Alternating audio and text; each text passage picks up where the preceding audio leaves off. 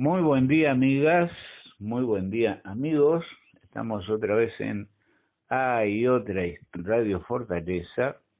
Hoy tengo el gusto de recibir en el programa al científico, al doctor en cristalografía y otras especialidades, Leopoldo Suescum. ¿Cómo estás, Leopoldo? Hola, buen día, Juanjo, ¿cómo andás? Bien. Muy bien, por suerte. Bueno, otras especialidades, no tantas, Bueno. Químico me describe, químico cristalógrafo me describe suficientemente. Bueno, ella tiene bastante. Ya hemos hablado, 3 veces hablamos en los últimos meses del hidrógeno verde, que tú explicaste cuál es la importancia, por qué se habla tanto del hidrógeno verde, explicaste cómo surge, cómo se fabrica o cómo se produce y qué importancia tiene como combustible limpio, podríamos llamarlo así, energía limpia. Exacto, sí, es la palabra justa. Ahí como está. Energía limpia, combustible limpio. Y eso ha traído en los últimos meses que están surgiendo posibilidades de inversión, inversionistas, gente interesada en Uruguay, proyectos, y a su vez hay voces que surgen diciendo cuidado, esto va a contaminar, esto va a consumir muchísima agua, esto no le va a hacer bien al Uruguay. Como tú eres un especialista hoy en este tema, estuviste la semana pasada en Brasil en un congreso precisamente sobre hidrógeno verde. Bueno, sí, se nos ocurrió... Más recientemente, acabo de volver de Paysandú, anoche volví de Paysandú, de lo que fueron el primer encuentro sobre hidrógeno verde en Uruguay, que se organizó a medias entre la Universidad de la República en el Centro Universitario Litoral Oeste y la UTEC,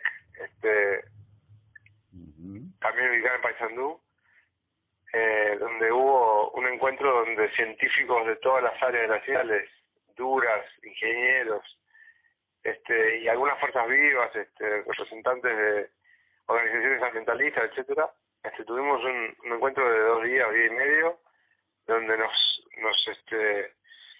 voy a decir que nos empachamos, porque en realidad fue todo un placer, pero pudimos hablar muchísimo, intercambiar muchísimo sobre todos los aspectos relevantes del hidrógeno verde y de los proyectos que hay en este momento en marcha, donde se habló de las cuestiones científico-técnicas sobre cómo se produce el hidrógeno y los estudios que se están realizando académicos, hasta cuáles son las visiones de grupos ambientalistas al respecto de la ubicación de las plantas, al respecto del peligro del posible abuso del agua o de los recursos naturales, y todo en un ambiente de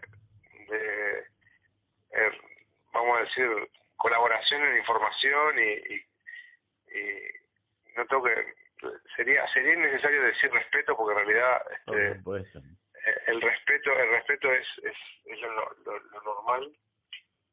Pero incluso hubo una manifestación en la puerta del evento, una manifestación ruidosa, y bueno, no irrumpió gente adentro del local, pero solicitaron con cierta, vamos a decir, con poca cortesía ser escuchados, y con total cortesía fueron escuchados. También se discutió con ellos, y bueno, hay algunas personas que tenemos algunas posiciones diferentes, intentamos rebatir algunos argumentos que nos parecen errados, pero podemos hablar de todo esto si querés en esta charla. La idea es esa. Yo te pediría que, pero muy sintéticamente, nos recuerdes de dónde sale, por qué empieza la idea de producir hidrógeno verde para uso industrial, digamos, y cuáles son los beneficios y cuáles son las posibilidades de desarrollo para el país. Ahí está. Bueno, someramente. Desde hace más de 50 años sabemos que quemar combustibles fósiles acumula dióxido de carbono en la atmósfera. Ese dióxido de carbono es uno de los principales gases de efecto invernadero que producen el calentamiento global. Ya no queda ninguna duda, no hay ningún científico que diga lo contrario. Científicos, ¿no? Obviamente hay gente que sí dice lo contrario, pero sin basamento científico. O sea, los científicos tienen un acuerdo total en que nuestra acción de extraer combustibles fósiles y quemarlos para obtener energía está causando los cambios, las ya visibles efectos de aumento global de temperatura. De hecho, en las últimas semanas hay una cantidad de medidas nuevas, de resultados nuevos y de estudios nuevos que sugieren que estamos peor de lo que pensábamos, que todos los modelos que predecían cambios abruptos de temperatura en los próximos 20 años en realidad eran muy optimistas. Los cambios los estamos viendo ya. Y ya lo estamos viendo en la violencia de los huracanes, en la presencia de tormentas o de eventos extremos, sequías, tormentas, inundaciones más fuertes, más violentas que antes, y esto no va a disminuir, va a aumentar si seguimos haciendo lo que estamos haciendo. Entonces necesitamos cambiar definitivamente y urgentemente la matriz energética, la fuente de energía. El 80% de la energía en el mundo que se consume para la vida y para transportar cosas y para todas las actividades que se les ocurra. Cada vez que perdemos la maneta estamos consumiendo energía. Como estamos hablando por teléfono estamos consumiendo energía. Toda esa energía la tenemos casi de combustibles fósiles. Si no dejamos de hacerlo ya, entonces el planeta va a ser inhabitable probablemente para nuestros hijos y seguro para nuestros nietos. Y parece esto horriblemente exagerado y violento, pero es la verdad. O sea, no podemos ser tan hipócritas de decir, bueno, si no empezamos ya, vamos mal. Y bueno, el hidrógeno es por el momento la única forma que se conoce de sustituir a los combustibles fósiles que estamos utilizando hoy en día.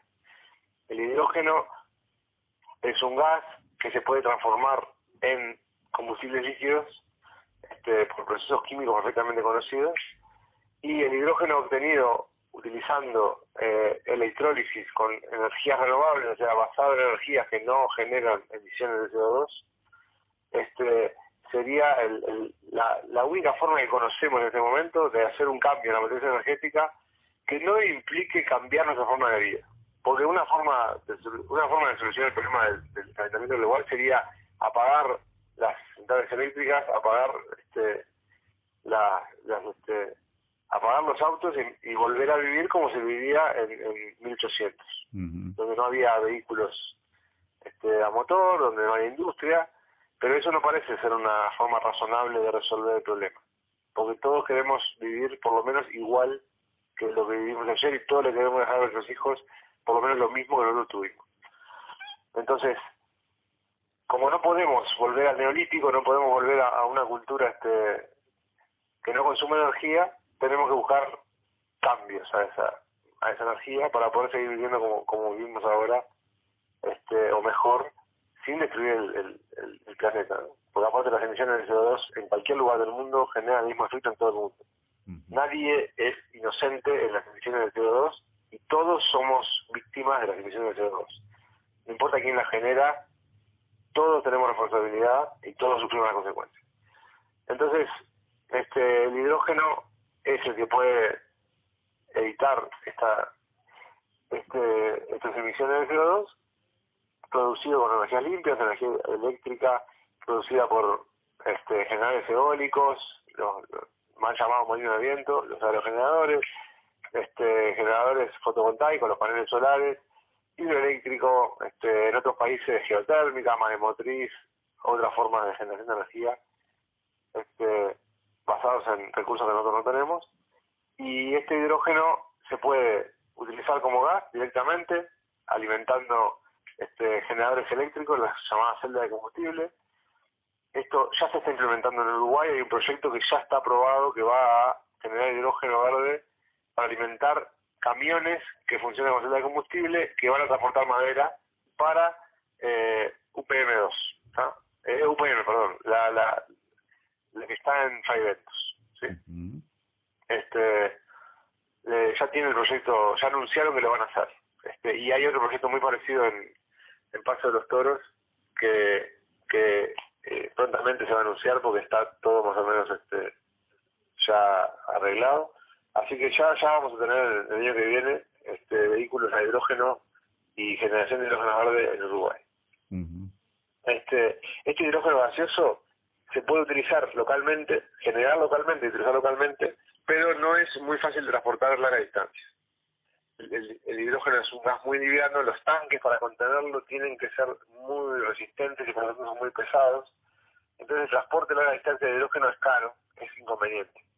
Entonces se piensa que bueno, para transportar a larga distancia mejor es combinarlo con otros elementos químicos para formar combustibles líquidos o cosas que ya sabemos manejar. El metanol es el más fácil porque es el primer producto que se puede obtener a partir del hidrógeno y el CO2. Y en este caso estamos haciendo dos bienes, porque el hidrógeno verde se combina con CO2 que no emitimos a la atmósfera, sino que lo retenemos para formar un combustible. Y ese combustible líquido se puede transportar fácilmente. El metanol es un alcohol, igual que el etanol, es un alcohol un poquito tóxico, pero existen hoy en día transporte de metanol porque la industria lo usa y pasan camiones con metanol por nuestras carreteras, en el mundo entero también. Los barcos de gran calado usan el metanol directamente como combustible, o sea que es un combustible que se podría traer hasta el puerto de Montevideo y allí abastecer barcos que vienen a traer mercancías o que vienen a llevarse o llevarse también el metanol para exportarlo y venderlo en el exterior. También se pueden generar combustibles más complejos, por ejemplo el querosene, el viejo y querido querosene, que es lo que se usa para alimentar los aviones. El combustible de aviación es un combustible que se puede obtener también a partir de hidrógeno y CO2, en general es CO2 de origen biogénico, por ejemplo, CO2 obtenido de quemar biomasa o CO2 obtenido de fermentaciones. Y bueno, proyectos de este tipo están en este momento, fueron presentados en este momento en Tacuarembó, que ya hablamos de él hace el año pasado, el proyecto Tambor, que está planteando generar una cantidad intermedia de metanol para sobre todo para el mercado alemán industrial. Y ahora hay desde hace menos tiempo, pero también bastante en la prensa, el proyecto HIF en Paysandú, que es un proyecto mucho más grande para generar metanol y también combustible de aviación, además de un poco de hidrógeno gaseoso, para alimentar algunas plantas locales. O sea que tenemos ahí varios de los procesos. Se puede hacer también amoníaco con el hidrógeno y con ese amoníaco hacer urea, que es un fertilizante. Entonces, Uruguay importa urea, toneladas para fertilizar nuestros suelos. Se podría fabricar la urea en Uruguay con ese hidrógeno a partir de otros procesos químicos que también son conocidos. Entonces estamos en este momento en Uruguay con un potencial de introducir estas especies químicas nuevas a nuestra matriz y generar desarrollo industrial, generar conocimiento científico si la academia es invitada, ¿no? Que bueno, todavía no está haciendo mucho el caso, pero los académicos estamos intentando que sea así. Leopoldo, en los proyectos y eso ya, ¿cuándo van a empezar a funcionar? Es decir, dicho en términos bien claros, ¿cuándo va a empezar a haber una fábrica de hidrógeno verde en Uruguay? Bueno, el proyecto ese que te comenté en Pavimento ya está aprobado, o sea que se va a empezar a construir la planta del eso es adentro de UPM, o sea que en realidad no se va, probablemente no se vea desde afuera. Lo mismo pasa con el proyecto que hay en UPM2, esos van a ser internos de las empresas. Los de Tacuarembó y Paysandú no están todavía confirmados, están en etapas iniciales de estudio. El de Tacuarembó ya están haciendo un estudio de impacto ambiental. El Ministerio de Ambiente sugirió que el tipo de planta que se quiere instalar tiene potenciales de alto impacto permanente, o sea que tienen que hacer estudios de impacto ambiental muy serios y rigurosos sobre no solo los impactos sobre el suelo, sino también sobre el agua. Esto incluye también estudiar muy bien el impacto que va a tener la extracción de agua que necesita la empresa. Voy a ir al tema del agua en un minuto, ¿sí? Déjame antes decirte que el proyecto de Paysandú está en un estado previo, todavía que ni siquiera está haciendo el estudio de impacto ambiental, porque el suelo donde se va a ubicar esa empresa, donde está propuesto que se ubique, es un suelo que tiene características rurales y no se puede, todavía no se puede generar un proyecto ahí porque nuestras leyes implican que para poner una empresa o una fábrica, el suelo tiene que tener categoría, o tiene que ser suelo para uso industrial o suelo suburbano. No se puede generar, no se puede colocar una empresa en un territorio que está catalogado como rural. Es un tema burocrático de ordenamiento territorial. Está todavía en proceso la recategorización del suelo, o sea, cuando la Intendencia de Paysandú resuelva finalmente si los predios que la empresa pretende utilizar se transforman en el suelo apto para instalar una industria, hay una discusión importante sobre eso, que no me quiero meter, es una discusión relevante sobre el impacto ambiental, porque la zona donde se quiere instalar esta planta había sido solicitado que se declarara zona como reserva ecológica, ¿sí? por el tipo de vegetación y por el tipo de animales que hay y por la ubicación. Es un tema controvertido colocar la planta ahí, habiendo territorio abundante en Uruguay disponible para colocar algo así. No conozco las razones por las cuales se decidió que ese sea el lugar.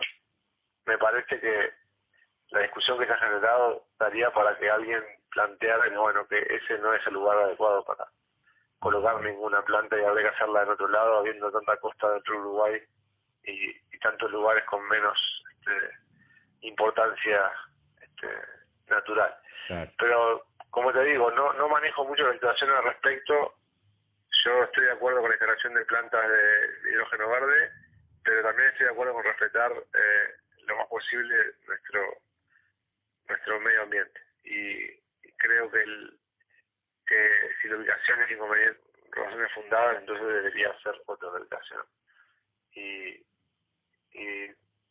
nada, tomar una acción más razonable, pero más allá de eso, la inacción, o sea, no hacer nada por preservar el ambiente, en realidad es también un poco criminal, y el ambiente va a terminar dañado por el cambio climático. O sea que si no termina dañado por nosotros, va a terminar dañado por el cambio climático. Algo tenemos que hacer para resolver. Volviendo al tema del agua, ahora que había quedado pendiente.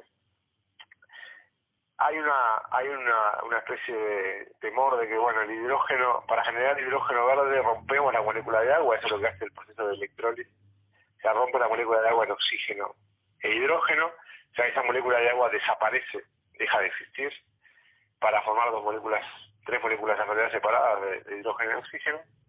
Estas dos moléculas de agua forman tres moléculas de hidrógeno y oxígeno, y esas moléculas de hidrógeno se van a llevar a otro lado, se van a transformar en otra cosa, y en otro lado, cuando se quemen, van a generar agua.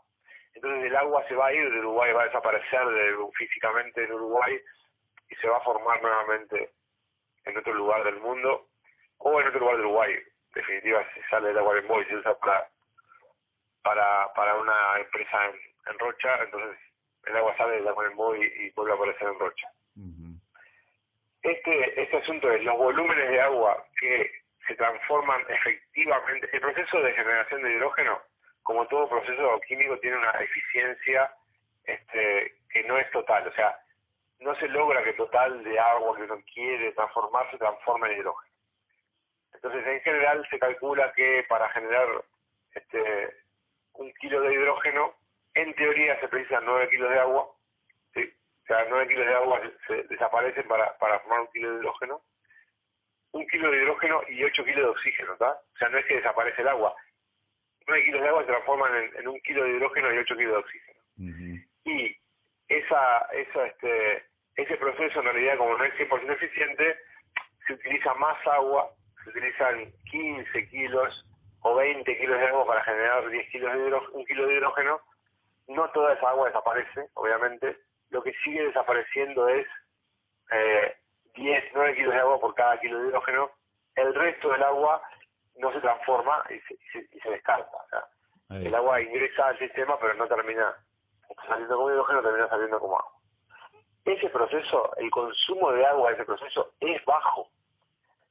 La cantidad de agua, ya lo contamos en alguna vez que hablamos, la cantidad de agua que se precisaría si todos los proyectos que el gobierno planifica para 2040 se concretaran, sería como el agua que está fluyendo 24/7, todos los días, todos los meses, a toda hora de las termas de Arapey. ¿Sí? Ese es el agua que se precisa. Hay casi todos los sistemas industriales uruguayos, toda la agroindustria consume cientos de veces más volúmenes de agua que el hidrógeno verde. Me dirás, y es cierto, pero esa agua no desaparece. El agua que usa las arroceras no desaparece. El agua que usa la industria cárnica no desaparece. Se precisan 15.000 litros de agua para que un kilo de carne esté en la heladera. O sea, desde que la vaca nace hasta que la carne llega a la heladera, se usan 15.000 litros de agua por kilo de carne. Esa agua no se fue, esa agua volvió al sistema. Si vuelve contaminado o no, creo que nos importa, pero no desaparece. Pero cuando exportamos la carne se lleva el agua, ¿no? 70% del peso de la carne es agua. Y exportamos miles de toneladas de carne. O sea, nosotros exportamos agua. Se va agua en la carne, se va agua en el arroz, se va agua en la leche fresca que exportamos, se va agua en la carne en pie, en el ganado en pie que exportamos, se va agua en la soja que exportamos. O sea, realmente el consumo y la destrucción de esa molécula de agua es ínfimo.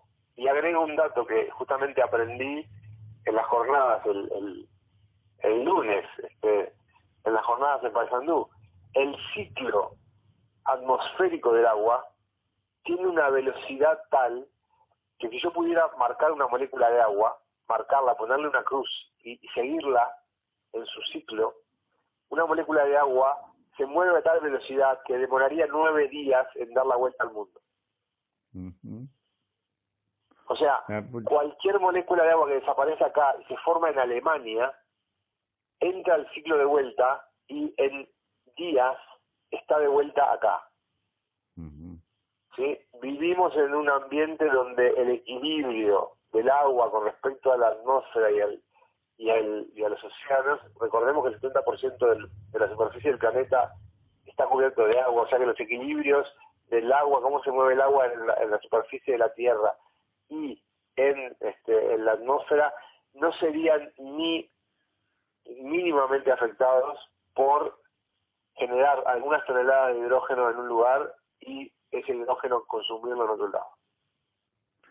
O sea que Uruguay no tendría un problema serio con el consumo de agua al fabricar hidrógeno verde. Entiendo. Exacto. No tendría. Ahora vamos a ser clarísimos. Uruguay como país tiene reservas de agua suficiente para generar hidrógeno verde para todo el mundo. No va a pasar eso, pero tendría. ¿Sí?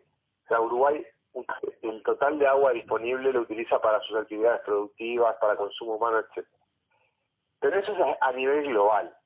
Si vamos a una localidad en el departamento de Tacuarembó llamada Tambores, que está al lado de donde se instalaría Tambor, el proyecto de Enertrag, en ese lugar tenemos que asegurarnos que el impacto local de esa industria sea el mínimo posible. No es válido decir que el agua que se usa es poca y secar los pozos que alimentan a la población de Tambor. Eso está mal. O sea, tenemos que ir lugar a lugar a discutir y a entender y a aprender y a estudiar científicamente cuáles serían las consecuencias de extraer tales volúmenes de agua para generar ese hidrógeno. O sea, no es un problema a escala nacional, ni es un problema a escala global el agua. Pero a escala local tiene que ser estudiado para que no sea un problema. Bien, bien. En esto hay que ser clarísimo. Cada localidad va a tener que tener estudios serios, científicos, respaldados por geólogos, por personas especializadas en los cursos de agua y en las aguas subterráneas, para asegurarse de que esto no cause un impacto a la población, porque en nuestra legislación el uso del agua para el consumo humano es la primera prioridad. Yo estoy completamente de acuerdo con eso y creo que hay que respetarlo a rajatabla. O sea, no podemos comprometer el agua de las poblaciones por generar hidrógeno ni para uso nacional ni para exportar. Y ahí no hay diferencia. Tampoco es válido si el hidrógeno lo generamos en Tacuarembó para usar en Montevideo. No es para exportar, entonces podemos. No tenemos que secar el agua de nadie. Tenemos que asegurarnos que el proyecto funcione. También voy a usar la lógica del artillero acá, ¿no? ¿Quién es el primer interesado en que no se agote el agua en donde voy a instalar mi planta? El empresario. El empresario no quiere quedarse sin agua, porque el empresario va a poner mucho dinero para hacer su negocio. Y si el agua es importante, entonces él se va a asegurar de que haya agua suficiente para funcionar.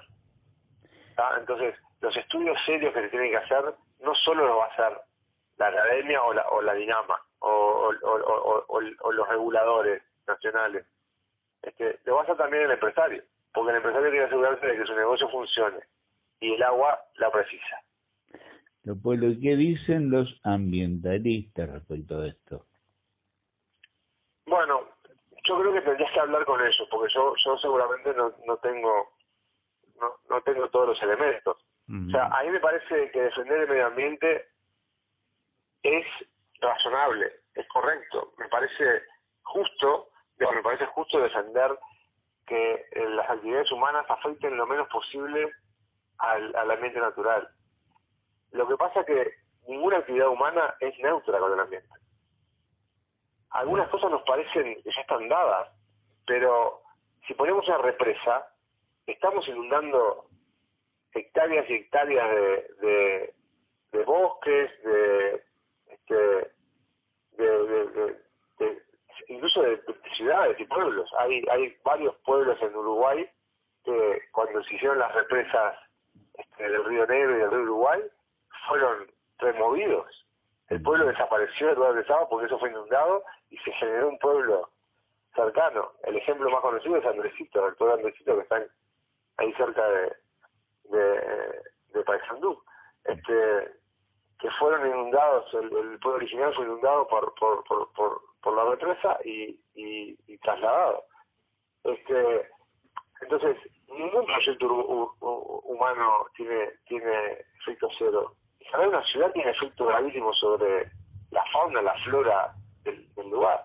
Claro, nos parece normal que es donde vivimos, pero hasta instalar un rancho en un campo tiene un efecto. El agua servida tiene un efecto sobre el suelo, la sombra que genera el espacio, la casa tiene un efecto sobre la vegetación, y aparte cortamos el pasto porque no nos gusta el pasto alto. O sea, las actividades humanas generan afectaciones. Las actividades humanas en este momento están generando afectaciones graves, sobre todo las que tienen que ver con el combustible. O sea, somos una sociedad dependiente de la energía. Todos, cada uno de nosotros depende de la energía. Y cada vez usamos más energía para vivir. Capaz que no individualmente, pero sí como sociedad. La energía hay que sacarla de algún lado. En ese momento la estamos sacando de quemar carbón, quemar gas natural, quemar petróleo. Y eso nos está matando, nos va a matar a todos y va a destruir el ambiente. Entonces hay que tomar medidas para evitar eso. Afectaciones locales seguro va a haber. Y entiendo perfecto las personas que no quieren ya lo dijimos esto hace tiempo cuando hablamos, que yo tampoco querría que me instalen una empresa de hidrógeno verde frente a mi casa. Tampoco querría. Probablemente exija que o me den recursos para mudarme, ¿sí? O me den una compensación tal que, bueno, con la compensación esa yo supere el hecho de que instalan una planta de hidrógeno verde frente a mi casa.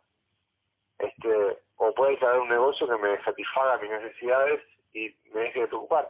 En en todos los lugares donde están planeando estas instalaciones hay un tiro de afloje social, ¿no? Hay gente que ve todas estas instalaciones como muy beneficiosas porque son una posibilidad de hacer un negocio, es una posibilidad de tener un comercio, es una posibilidad de que la gente no se vaya del campo, no se vaya de los pueblitos. Decíamos, ¿no?, que el campo está vaciando, ¿no? O sea, no hay trabajo en el campo. Las actividades agropecuarias que tenemos en este momento, la ganadería, la agricultura, son muy poco intensivas en empleo, en mano de obra. Y eso es lo contrario de las industrias. Las industrias son intensivas en mano de obra. Entonces, hay un tiro de afloje muy interesante, socialmente interesante. Por eso es que en esta reunión que hicimos en Paysandú fue un día entero dedicado a que los investigadores del área social pudieran contarnos qué es lo que ellos ven, qué es lo que ellos investigan, qué es lo que ellos tratan de entender sobre cómo es la dinámica social alrededor del tipo de emprendimientos, cómo afecta a una persona que hace 30 años vive en un lugar con determinado entorno natural y le van a poner un molino de viento, etcétera.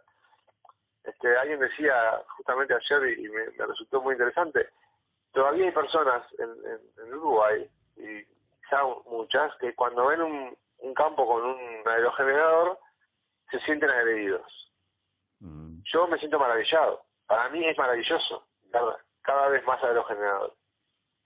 Porque los aerogeneradores tienen un impacto bajísimo en cuanto al uso del territorio. Se pueden plantar lo que quieras abajo del aerogenerador, se puede criar ganado abajo del aerogenerador. Hoy en día se evita que haya habitación, o sea, que gente viva, porque obviamente un aerogenerador es una máquina que puede tener fallas, que puede tener puede haber una rotura o algo que pueda ser peligrosa, pero como cualquier planta de generación de cualquier combustible o de cualquier material, entonces la discusión es válida. Yo creo que la discusión es válida. O sea, lo que dicen los ambientalistas posiblemente sea razonable en la medida en que afecta cosas que la gente no quiere afectar. Mi pregunta siempre es la misma: ¿cuál es la alternativa? Y ahí hay un problema, y es que hay muchas personas, y me encontré con esas personas en Paysandú también, que niegan el cambio climático de origen antropogénico.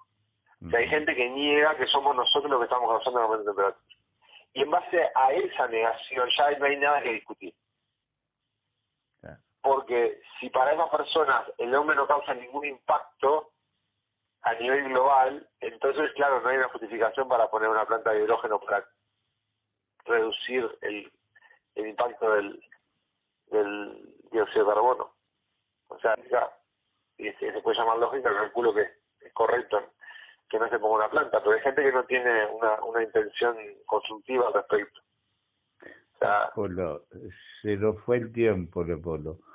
Pasó volando, es una maravilla, pasó volando, y vamos a seguir hablando porque este es el tema hoy en cuanto a posibilidades de desarrollo del país, y vamos a seguir hablando. Fuiste el primero que hablaste en este programa y este fue uno de los primeros que habló del tema del hidrógeno verde, así que eres un especialista y te agradezco mucho, te mando un abrazo. Permíteme despedirme de los oyentes. Permíteme un instante ínfimo. Si quieres saber un poco más de esto, además de escucharte a vos y los programas que ya hemos grabado, recientemente salió un video que está en YouTube de una conversación que Carolina Cose, la futura vicepresidenta, nos invitó, me invitó a charlar con ella, que también habla de estos términos y en otros términos sobre el hidrógeno, que también les puede ser útil, y con gusto lo charlamos cuando quiera, Juanjo, sobre más cosas que se precisen charlar sobre el hidrógeno. Cómo no, yo lo vi ese video y también vi otro en una universidad que estuviste hablando, o sea que estás muy activo y es muy importante. Hay que tratar de que la gente entienda por supuesto, lo más posible, porque con la comprensión se toman decisiones mejores. Es así. Gracias, Leopoldo. Amigas, amigos, estuvo hoy con nosotros en Hay Otra Historia el doctor Leopoldo Suescun, químico, doctor en cristalografía y especialista en este tema que empezamos a tratar hace unos cuantos meses y que cada vez está siendo más el centro de la opinión pública, el hidrógeno verde. Hasta mañana. Gracias.